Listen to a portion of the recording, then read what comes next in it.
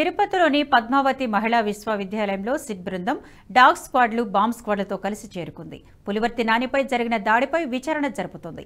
YCP కార్యకర్తలు ఉపయోగించిన కర్రలు, సమిట్, బీర్ బాటిల్స్ ను మహిళా విశ్వవిద్యాలయం ముందు పడేసి డాగ్ స్క్వాడ్స్ తో డిటెక్టర్లతో ప్రాంతం మొత్తాన్ని పరిశీలించారు.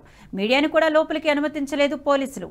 ముందుగా ఎస్వీయూ పోలీస్ స్టేషన్లో సిట్ బృందం విచారణ జరిపి ఆ తర్వాత నేరుగా పద్మావతి మహిళా విశ్వవిద్యాలయానికి చేరుకుంది. దీనిపై మరింత సమాచారం మా ప్రతినిధి సురేష్ అందిస్తారు. ఎన్నికల తర్వాత ఒక్కసారిగా ఈ దాడుల యొక్క పరిస్థితులు నెలకొన్నాయి. అయితే రాష్ట్రంలోనే పల్నాడు తర్వాత అత్యంత ప్రమాదకంగా ఇక్కడ చంద్రగిరి నియోజకవర్గ పులివర్తి నాని మీద అటాక్ జరిగినటువంటి ప్రదేశం మహిళా యూనివర్సిటీ వద్ద మనం ఉన్నాము. ఇక్కడికి సిట్ బృందం ఇవాళ వచ్చారు.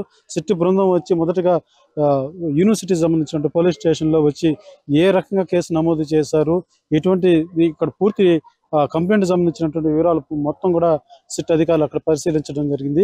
అదేవిధంగా మనం ఇప్పుడు చూస్తున్నటువంటి ఈ ప్రాంతంలోనే దాడి జరిగినటువంటి ప్రదేశం ఇది. ఇక్కడికి వచ్చి పూర్తి స్థాయిలో సిట్ అధికారుల బృందం వచ్చి పూర్తిగా పరిశీలించడం జరిగింది. అదేవిధంగా ఇరు పార్టీలకు సంబంధించి 71 మంది పైగా కేసు నమోదు చేసినట్టు తెలుస్తుంది. అయితే వీరు ఏ పార్టీ ముందుగా దీనికి గొడవలు గల కారణాలు ఏమి, ఎందుకు జరిగింది, ఎలా జరిగిందన్న పూర్తి నివేదికతో పూర్తి ఆధారాలతో సిట్ బృందం అయితే చాలా క్షుణ్ణంగా పరిశీలిస్తుంది. ఇక్కడ మనం ఇందాకే చూసాం, విజువల్స్ లో కూడా చూస్తున్నాము. కత్తులు ఇక్కడ లభించినటువంటి కత్తులు కావచ్చు, ఇక్కడ సంఘటన స్థలంలో గొడవ జరిగినటువంటి ఆ టైంలో ఏవైతే మారణాయుధాలు కావచ్చు, లేకపోతే ఈ బీరు బాటిల్స్ కావచ్చు, ఇక్కడ పక్కనే పడేసినటువంటి రాళ్ళు కావచ్చు, వీటన్నిటిని కూడా సిట్ బృందం ఇక్కడ వచ్చి పరిశీలించింది. అదేవిధంగా పూర్తి స్థాయిలో ఇక్కడే కాకుండా టీడీపీ వాళ్ళు కూడా దాడి చేశారు అని వైసీపీ వాళ్ళు కూడా వాళ్ళు తెలియజేసినటువంటి సందర్భాలు కూడా ఉన్నాయి. అయితే ఆ విలేజ్ లో కూడా ఈ సిట్ బృందం వెళ్ళి పరిశీలించనుంది. అదేవిధంగా ఇవాళ చెవిరెడ్డి భాస్కర్ రెడ్డి కూడా కొన్ని పోలింగ్ బూతుల్లో రీపోలింగ్ నిర్వహించాలని కూడా రిటర్నింగ్ అధికారిని కోరడం జరిగింది. వాళ్ళు పరిశీలిస్తాము, ఈసీ దృష్టి కూడా తీసుకెళ్తామని చెప్పడం జరిగింది. అదేవిధంగా చంద్రగిరికి సంబంధించి ఇక్కడ ఉన్నటువంటి ఇదే ప్రాంతంలోనే ఈవీఎం బాక్సులు కూడా ఉన్నాయి. ఇక్కడే రేపు ఎన్నికలు కౌంటింగ్ జరిగేటువంటి ప్రదేశం కూడా ఇక్కడే. ఇలాంటి చోటనే సంఘటన చోటు చేసుకుంది. అయితే 144 సెక్షన్ ఉన్న ఈ నేపథ్యంలో ఇక్కడ పూర్తి ఆంక్షలు అయితే పోలీసులు నిర్వహిస్తున్నారు.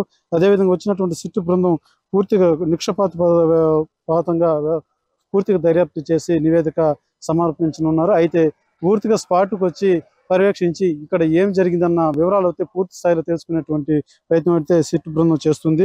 అదేవిధంగా జరిగినట్టు మిగతా 2 ప్రాంతాల్లో కూడా వెళ్ళి పరిశీలించనున్నట్టు మనకు తెలుస్తుంది. అదేవిధంగా 4 పోలింగ్ కేంద్రాల్లో రీపోలింగ్ కోరినటువంటి పరిస్థితి కూడా మనం చూస్తున్నాం. దీన్ని కూడా ఎన్నికల అధికారి దృష్టికి తీసుకెళ్లేటువంటి పరిస్థితి కనబడుతుంది. ఓవరాల్ గా సిట్ బృందం తిరుపతి చేరుకుని పూర్తి స్థాయిలో దర్యాప్తు అయితే చేపట్టి ఇవాళ కానీ రేపు కానీ ఎన్నికల అధికారులకి తెలియజేసేటువంటి పరిస్థితి ఇక్కడ కనిపిస్తుంది. ఈ వీడియో మీకు నచ్చినట్టయితే లైక్ చేయండి, 10 మందికి షేర్ చేయండి. అలాగే కామెంట్ల రూపంలో మీ అభిప్రాయాలను మాతో పంచుకోండి. Nationalist hub group of channels ను సబ్స్క్రైబ్ చేసుకుని తెలుగునాట జాతీయవాద జర్నలిజాన్ని ప్రోత్సహించండి. ఈ వీడియో కింద ఉన్న బెల్ ఐకాన్ పై క్లిక్ చేయడం మర్చిపోవద్దు.